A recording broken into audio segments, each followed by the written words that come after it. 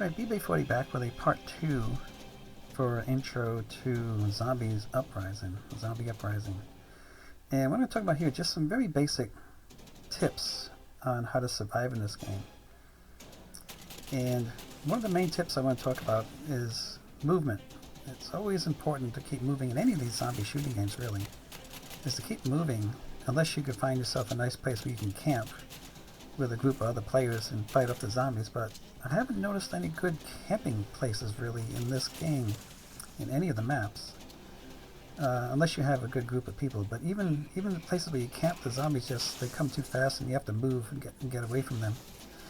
So anyway, movement is very important because if you sit still too long, it's just a matter of seconds that the game will spawn zombies behind you and they'll be on your back before you know it. So I'm always trying to move, always trying to remember to keep moving. Either forwards when I'm shooting zombies or backwards when I'm shooting them. Going side to side in case one sneaks up behind me. It's very important to learn how to move and also keep your distance. You see how far away I'm shooting these zombies. And you notice the important thing about shooting, and I mentioned this in other videos, especially Zombies Recoil, and a lot of zombie videos are the same, zombie games. They give you crosshairs, and you can see the crosshairs off to the left, and that's very typical in a lot of these zombie shooting games. Your crosshairs will be off to the left, and that's where the bullet goes, right where those crosshairs are. You can see them off to the left of the barrel. And notice it seems like a lot of players who don't really think about it, they end up pointing the tip of their barrel at the zombie. And when you put the tip of the barrel on a zombie, you'll miss them because the bullet goes where the crosshairs are. So you got to remember to always look at the crosshairs when you're shooting the zombies. And use it to your advantage. You can shoot them from a long way away. You can really keep your distance from the zombies and protect yourself. Now I'm going to show you also in the next round here, when I try to run up to get my next care package, which I miss again, I hit the shift key. And you have to do this pretty much at the beginning of each round. I don't know why it gets canceled at the end of every round. But at the beginning of every round, you put on shift lock. If you're playing first person. So there's the care package way up there again. So I just hit my shift key and I got shift lock on. And you see the little circle I got now in my crosshairs. It makes it that much easier to aim and shoot the zombies. And here they are coming out already. I already lost my package again. So that's what you gotta do. You gotta remember, always put your crosshairs. I even forget myself sometimes. It's such a habit. You think, oh, the bullet's coming out of the gun. All I can do is put the tip of the barrel of the gun on the zombie and I'll kill him. And it doesn't work that way. You gotta go with the crosshairs. Otherwise, if you don't, you'll miss the zombies. You'll be shooting in the air. Or shooting over their shoulder, basically.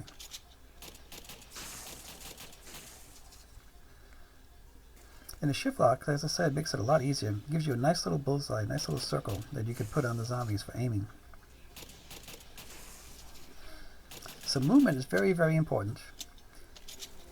You know, so this here, I'm not moving too much, but I keep turning around and looking up behind me to see if any zombies are coming up behind me. So I'm kind of I get a little bit of distance away from the nearest spawn where they come through the doorway there. Now, the thing with the care packages, what's good about care packages, why you want to get them, is because you get a complete reload of the ammo in the care package every time you grab one. And you also get 1,000 of the yellow points. And the yellow points you use toward buying your colors, papping your guns, going to the mystery box, and turning on the turrets. I'm going to talk about those turrets. Now here, my friend Cousins, he's in the game with me. We're in his server together. And he went down. He wasn't paying attention, I guess, so he went AFK for a second or two, and the zombies came up behind him and got him. So, now if you go down, the tip I want to give you there, which is very important, if you want someone to revive you and bring you back, you got to sit still. I can't tell you how many times I go up to try to revive someone, and they're scooting along on their butts on the ground, and I can't keep up with them, and I can't revive them because they won't sit still. So you got to sit still if you go down. Unless you have to move to a place where you see other players and you want to get close to the other players, then you move yourself over to them. And you can actually move at a fairly good rate while you're down in this game. They still let you move at a pretty good pace.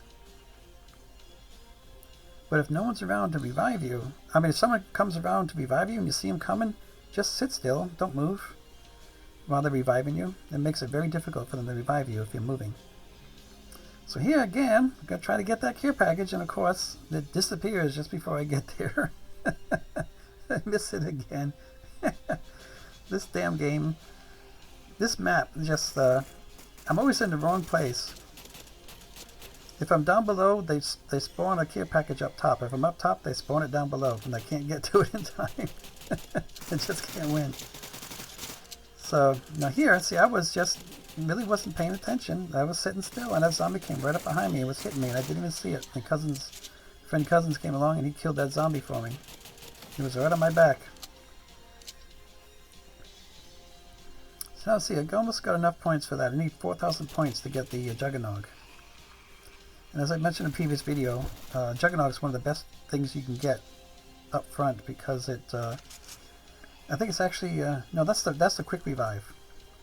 That's the quick revive there with the red cross on it. The Juggernog is just a red cola machine, or red candy machine. The yellow one over there is a speed that allows you to reload your ammo quicker, reload your guns quicker. So it's kind of a speed cola, or speed candy. But my favorite ones to get, if you watch my other video, the blue one, which increases your running speed by 10%. Doesn't sound like a lot, but it does make a difference. The quick revive, which not only helps you revive other players quicker, but actually will bring you back if you go down. And that's that red machine with the red cross on it over there.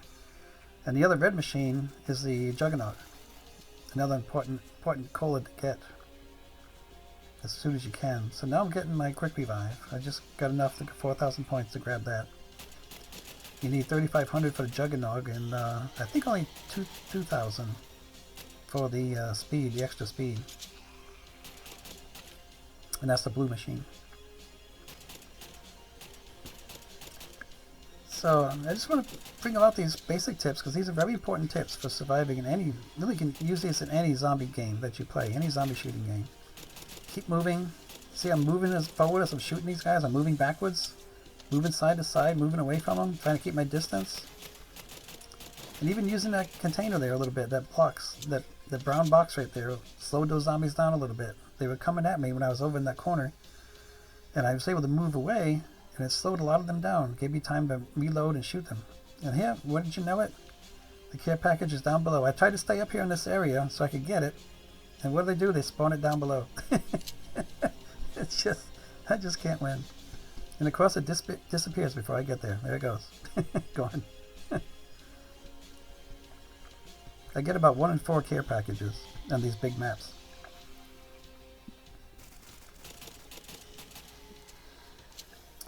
So in this game I'm playing first person. This is one of the few zombie shooting games, so you can actually go third person in this game.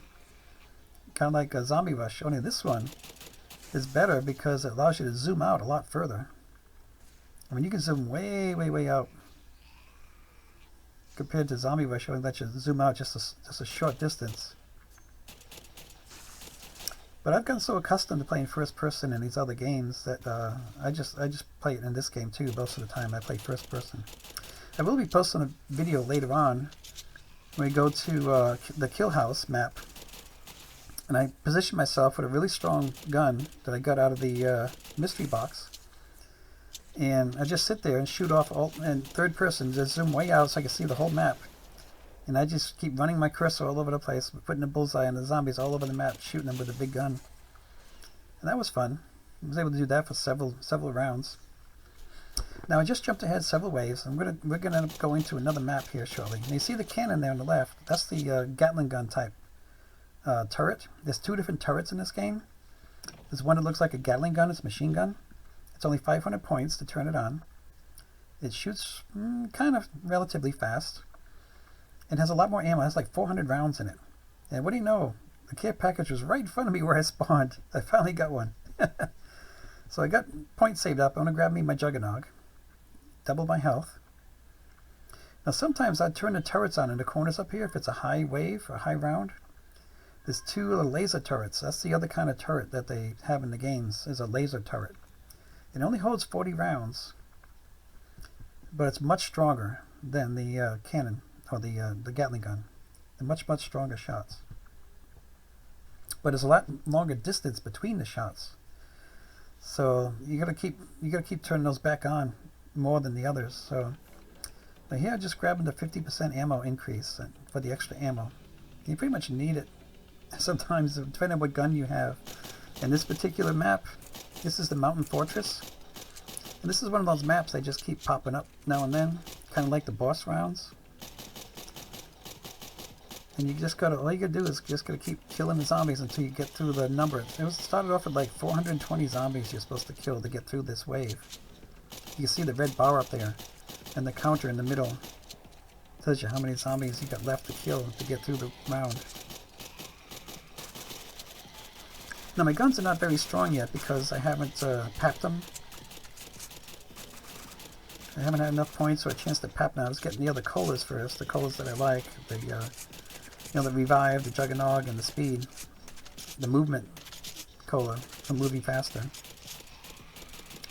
So now here, because the guns are not quite strong enough, we're not able to keep up with the horde that's coming in. And they keep backing us up more and more and more. So I'm going to end up switching to my cannon, my RPG cannon, and using that to take out the zombies in large groups. And what you're going to do when you use the cannons, and I'll show you, I do the same thing I do in Zombies Recoil. If I use my thunder gun or my ray gun, is you want to round up the zombies in groups so you don't waste your ammo so much. You don't want to be shooting 1 or 2 zombies at a time because you got limited ammo. I only had 30 rounds in this RPG cannon. So you want to get the most out of them. You want to round up the zombies as much as you can. Kill them in large groups so you get the most bang out of your buck for your ammo. So I'm just running out here and zigzagging between them and around them, trying to gather them up. And you notice as I go past them, they all turn and start coming at me. And that's how you bunch them up. You see how they all just got bunched up there trying to get me. Now here I got a couple of troublemakers, so I had to take those guys out. Those were some armored zombies there that take several more shots to kill them. So here, just go through them and they all just kind of bunch up behind me and just blast them, take them out. Same here, the whole group. Found a little hole between them. They all turn and follow me and they bunch up in a group and take them all out in one shot. This is one of the other drops. The silver bullet, they call it. It actually doubles the strength of your ammo. It doubles the strength of your rounds, so you can kill the zombies quicker. So if you see one of those drops show up, you want to grab it. That and the insta-kills. Insta-kills are big help. And that's how you'll see at the end of this particular round. We end up finishing this round with insta-kill. And here, I finally got enough points to pat my gun here. I'm trying to read what this is. M14 EBR. It's a decent gun. I think it was a tier 5. I have to look back and see the tier 4 or tier 5, I think it was. And it turned out to be pretty decent. I liked it. I used it for several games until I was able to level up into the next tier level and get a stronger gun.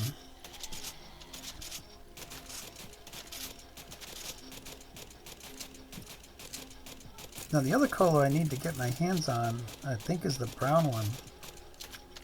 And that one allows you to shoot faster. The green machine only gave me more ammo in my storage. You see, this is like it's not an automatic, it's a semi-automatic gun. So I have to keep hitting my button on my mouse to shoot every round. Same thing with the pistol here. Every round I fire is a single shot, a single click of my mouse. I can't just hold my mouse button down like automatic machine guns. Now there we just got the insta-kill, and you see we're going to be able to end up pushing these zombies all the way back to the cave. Because all it takes with the insta-kill is one single bullet from any gun can kill any zombie in an insta-kill event. So you can quickly take out all these zombies, especially if you have a machine gun. You just mow them all down. Because all it takes is one bullet per zombie to kill them. And we were able to push them all the way back to the tunnel.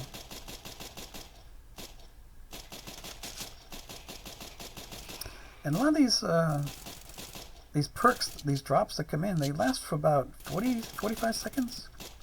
So it gives you a good amount of time to do a lot of damage. Now that one just ran out, so we're back to just a regular strength of our ammo. Now this pistol, I think was it's a G40, was surprisingly strong. I was really happy with it. I think it's only like a tier 4 or tier 5 pistol. So I'm going to look that one up. And what I'm using now, which I really like, because I got it out of a mystery box one time, is I got the Deagle, the Desert Eagle. And that thing is really strong. I love it. I've been using that lately as my secondary weapon because it's so powerful.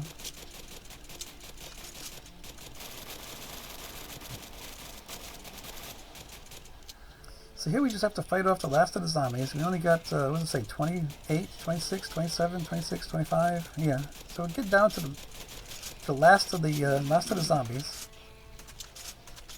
And what's weird is this, you'll notice this every time if you play this game, and every time you get in this particular map. Now I'm gonna pop up my launcher to make it stronger also. Is that the zombies get stuck inside that cave at the end of the road. The zombies inside of there, you can't see them and they're not coming out. And I don't know why, but what I have to do is come up here. You can do it down below too. You don't have to come up here. Sometimes they go right up to that cave, that tunnel, and I'll just blast it with my RPG. I'm just going to take some shots and kind of wake them up in there. There they are. So now you see them, they'll show up as little X's and someone start coming out. We just got to finish off these last few zombies, and that's the end of this round. So that was it. We got them all. So anyway, I hope you liked the video. I hope these little extra tips help you out.